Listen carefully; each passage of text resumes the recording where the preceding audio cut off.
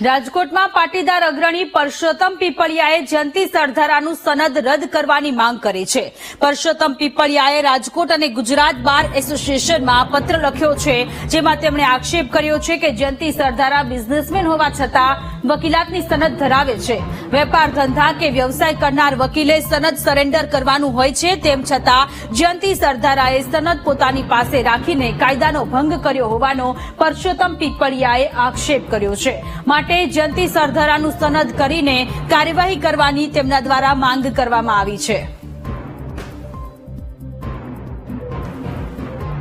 જયંતિભાઈ સરદારા પોતે બિઝનેસમેન હોય ત્યારે એડવોકેટ તરીકે રહી શકે નહીં, તેમ છતાં તેઓએ પોતાની એડવોકેટ તરીકેની સનદ છે એ યથાવત રાખી તે ગેરકાયદેસર હતું। તેઓએ બિઝનેસમાં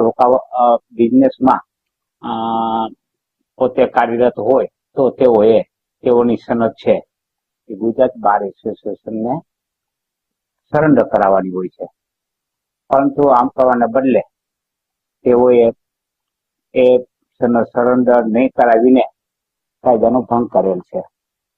એટલે મેં રાજકોટ બાર એસોસિએશન દ્વારા ગુજરાત બાર એસોસિએશનને પણ